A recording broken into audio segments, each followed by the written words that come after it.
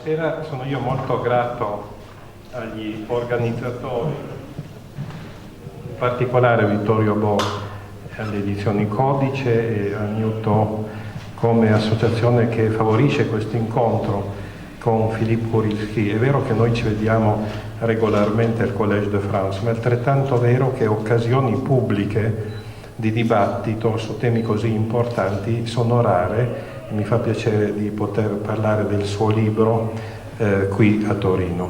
Io vorrei semplicemente, introdurre un tema che poi Philippe Kurilski svilupperà da par suo, e cioè il fatto che in un settore che è diventato estremamente specialistico, vale a dire di questi temi della disuguaglianza economica, sociale, disuguaglianza di opportunità, parlano i politici e gli economisti.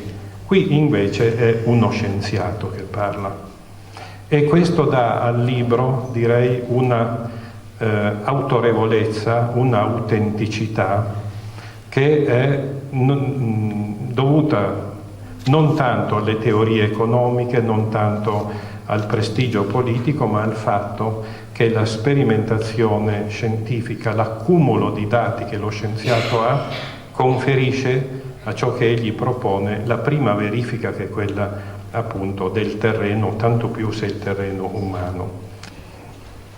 È un libro che si potrebbe dire fondato sulla tensione tra altruismo come desiderio, volontà di far del bene, e altruità come invece esigenza razionale di pensare l'altro come costitutivo di me stesso.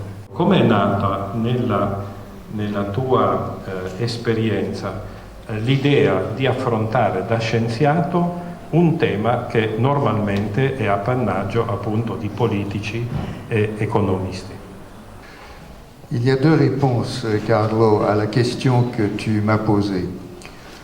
La première, c'est que, comme scientifique, travaillant dans le domaine de l'immunologie et donc de la vaccination, ayant été directeur de l'Institut Pasteur, j'ai été exposé au problème de la pauvreté dans le monde.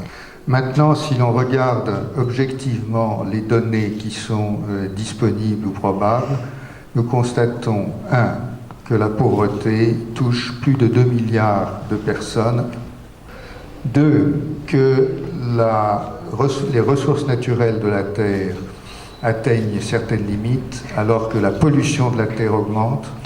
Nous voyons que ceux qui collectent de l'argent pour lutter contre le sida dans le monde en trouvent de moins en moins.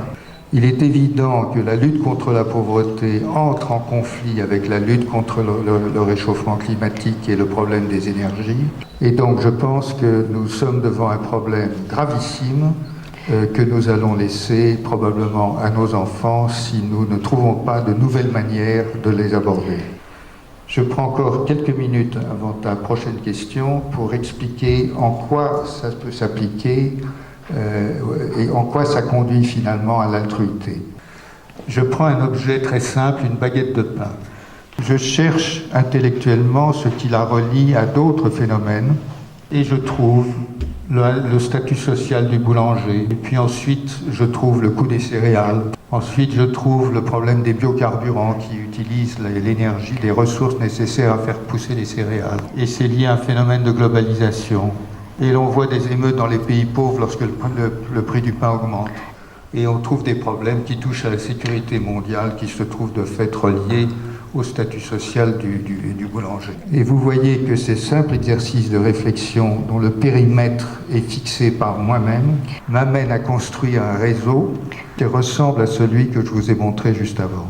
La baguette de pain m'amène à penser au contexte de la baguette de pain, mais au problème universel, plus universel. Donc je suis libre en principe, mais dans la réalité, je ne le suis pas. C'est donc la version contextuelle et essentiellement pragmatique de l'idée de liberté. Évidemment, le principe de liberté, c'est le principe universel, c'est la liberté en général. Maintenant, je dis, comme Carlo l'a expliqué, qu'à tout droit, on associe un devoir. Si les libertés individuelles sont effectivement un droit, ce que l'on peut, je pense, admettre, on doit leur associer un devoir qui est ce que j'ai appelé le devoir d'altruité. Cette association est faite au niveau contextuel. Mais si l'on passe à un niveau universel, on trouve d'un côté le principe de liberté, l'idée de liberté générale, et de l'autre, on trouve un principe général d'altruité. Et ce qui conduit à cette définition de l'altruité, qui est le devoir d'aider les autres à construire leurs libertés individuelles, puisqu'eux-mêmes nous aident à construire les nôtres. Si je suis libre et que j'ai de l'argent pour acheter du pain, je ne suis toujours pas libre s'il n'y a pas de boulanger. Donc, le devoir d'altruité est bien d'aider les autres à préserver et à construire leur liberté individuelle. Voilà comment, d'une approche un peu scientifique, on arrive à cette notion.